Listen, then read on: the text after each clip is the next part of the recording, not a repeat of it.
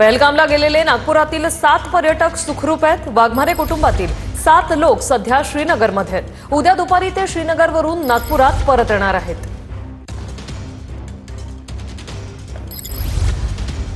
गजानन उमाटे आमचे प्रतिनिधी आपल्या सोबत थेट जोडलेले आहेत। गजानन, काय सविस्तर माहिती? नक्कीच हे बघा, वाघमारे परिवाराकडे मी सध्या आलेलो आहे आणि हा संपूर्ण वाघमारे परिवार सध्या श्रीनगरमध्ये आहे।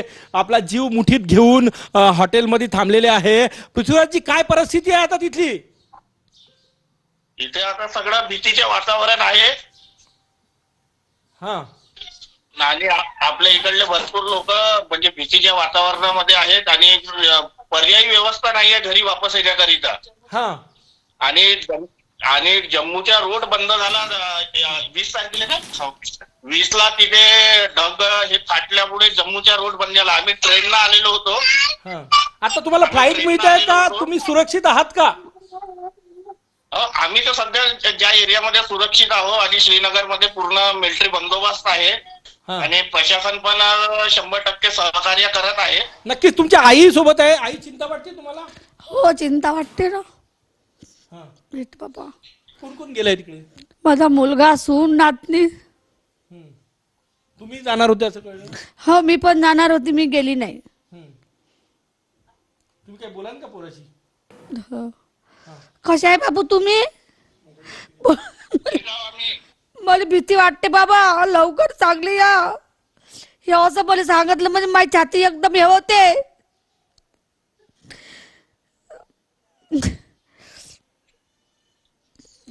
कधी निघांता? आता तिथंच लपून राहा, बरोबर? हे खूप धिंगा चालू आहे खरं ना तिकडे। नक्कीच तुम्ही पहलगामला गेले होते का? आम्ही त्या स्पॉटवरच होतो, तिथे आम्ही मॅगी वगैरे खाल्ली। हा, जिथे झालं तिथे मॅगी वगैरे खाल्ली आम्ही, तिथे सगळं केलं, फोटो वगैरे काढले आणि काल समजलं तर तिथे डायरेक्ट आतंकवादी हमला झाला। बरं, नागपुरातले किती पर्यटक आहे तुमच्या सोबत अजून? नाही, आमचीच फॅमिली आहे, दोन आहे। आता ते कसं वेगवेगळ्या हॉटेलात आहे ना, तिथे आम्हाला भरपूर लोक भेटले होते महाराष्ट्राचे। हा, आता काश्मीर मध्ये महाराष्ट्राचे, नागपूरचे आणि संपूर्ण महाराष्ट्राचे भरपूर लोक आहेत। हा, पनवेलचे आहे, पुण्याचे आहे, मुंबईचे आहे। बरं, सुरक्षित आहात? पुण्याचे आहे, मुंबईचे आमचे। सुरक्षित आहात? हो, आम्ही सध्या सुरक्षित आहोत, आम्हाला काही तेवढं टेन्शन नाही। आमच्या पॅकेज 22 तारखेला संपला। हा, पण इथं रोड खचल्यामुळे पर्यायी व्यवस्था नव्हती। हा, आणि आम्हाला फ्लाईट तिकीट मिळाल्या नव्हते। आम्हाला फ्लाईट तिकीट मग 24च्या मिळाल्या। आम्ही रेल्वेच्या तिकीट कॅन्सल केल्या। आणि आजची कंडिशन अशी आहे की जे महाराष्ट्राचे बाकी लोक आहे ज्यांना वापस यायचे आहे, हॅलो, त्यांना फ्लाईटची पण तिकीट नाही मिळत आहे। बाय रोड पण नाही, ट्रेन पण नाही, फ्लाईट पण नाही, कारण की पूर्ण हाऊसफुल झालं। आम्हाला आमची एकच विनंती आहे महाराष्ट्र शासनाला की इथून आपल्या नागपूरसाठी किंवा महाराष्ट्र मुंबईसाठी फ्लाईट वाढवण्यात याव्या, जेणेकरून फसलेले लोक सुरक्षित घरी वापस येतील। आता तुम्हाला फ्लाईट मिळत नाहीये? फ्लाईट मिळत नाहीये? नाही, हाऊसफुल आहे फ्लाईट। तुम्ही ऑनलाईन चेक करा ना मोबाईलवर, आजची अपडेट आहे। फ्लाईट एकही अवेलेबल नाही आहे। 1 किंवा 2 तिकीट फक्त दाखवत आहे आणि इथे कसं आहे ग्रुपने लोक येतात, त्याच्यामुळे 1 किंवा 2 तिकीट मध्ये कसं येणार आहे। आता आम्ही 4 दिवसा पहिले आम्ही 1.5 लाखाचे तिकीट बुक केले आमच्या 7 जणांच्या। आम्हाला ज्या तिकीट आमच्या ऑलरेडी ट्रेनच्या तिकीट होत्या त्या आम्ही कॅन्सल केल्या, कारण की रोड नाही आहे, रोड पूर्ण खचलाय ना। आता तुम्ही मुख्यमंत्री देवेंद्र फडणवीस यांच्याकडे काय मागणी करणार? महाराष्ट्र सरकारकडे काय मागणी करणार?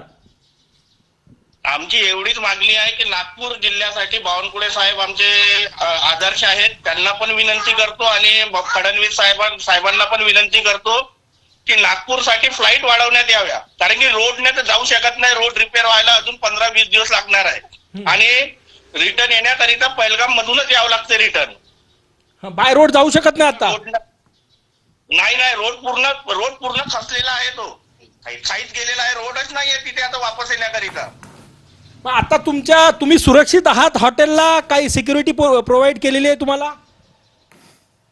नाही इथे म्हणजे कसं आहे, श्रीनगरमध्ये प्रत्येक एका मिनिटावर पूर्ण कडक पोलीस मिलिटरीचा बंदोबस्त आहे. श्रीनगर सेफ झोन मध्ये येते. तुमच्या भावाच्या डोळ्यात आम्हाला अश्रू आले. बोला त्याच्याशी. काय सांगणार? हा? लवकर ये. मी म्हणत आहे की लवकर ये बा, लवकर फ्लाईट घेऊन. उद्याची फ्लाईट आहे. ठीक. मी ते आपले कलेक्टर साहेब आहे ना नागपूरचे, हा. त्यांना मी मेसेज केलं. व्हॉट्सअपवर माझं बोलणं झालं काल. त्यांच्या हेल्पलाईन नंबर आला माझ्याकडे. मी म्हटलं मला आजची फ्लाईट मिळेल का बा 24 ची कॅन्सल करून. तर ते मला नाही, तुम्ही एअरलाईनशी बोला. पण एअरलाईन सोबत माझ्या आजपर्यंत संपर्क नाही आला. मी प्लेन जवळून सुद्धा नाही नक्कीच. बघितलं. ही या वाघमारे कुटुंबियांच्या वतीनं महाराष्ट्र सरकारला, महाराष्ट्राचे मुख्यमंत्री देवेंद्र फडणवीस यांना मागणी आहे की विमानाची सोय व्हावी. गरज भासल्यास खाजगी विमान तिथे पाठवून महाराष्ट्राचे जे अडकलेले पर्यटक आहे, कारण की वाघमारे परिवार सांगतायत की त्या ठिकाणी बरेच पर्यटक जे आहेत ते अजूनही अडकलेले आहे, त्यांना फ्लाईट मिळत नाही परत यायला. त्यामुळे हीच विनंती आहे. आई काय सांगणार तुम्ही? हो, फ्लाईट वाढवलीच पाहिजे ना, एवढे लोक आहे फसले तर. तुम्ही मुख्यमंत्र्यांशी काही संपर्क साधला? महाराष्ट्र सरकारशी काही संपर्क साधला पृथ्वीराजजी? नाही, आम्ही कलेक्टर ऑफिस सोबत संपर्क साधला. त्यांचं नाव काय, जो नंबर नव्हता का हेल्पलाईन नंबर, अंकुश गावंडे, त्यांच्याशी संपर्क साधला. माझ्या रात्री बोलणंही झालं. ते म्हणते आम्हाला एअर इंडियाशी बोला. मला सांगा, आम्ही इतके मोठे नाही आहोत की आम्ही एअर इंडियाशी बोलू शकत. आम्हाला इतकं नॉलेज नाही आहे. मग तो हेल्पलाईन नंबर कशासाठी दिला ते तुम्ही बोला. आमचे लोक यायला तयार आहे. आम्ही ऑलरेडी पे केलेले आहे पैसे. आम्ही पेमेंट केलेलं 1.25 लाख रुपये पेमेंट केला. आम्ही तिकीट काढल्या, पण आम्हाला 24च्या मिळाल्या. आता 24 पर्यंत थांबणं तुम्हाला शक्य आहे? तिथे सुरक्षित आहात? बाकी व्यवस्था आहे?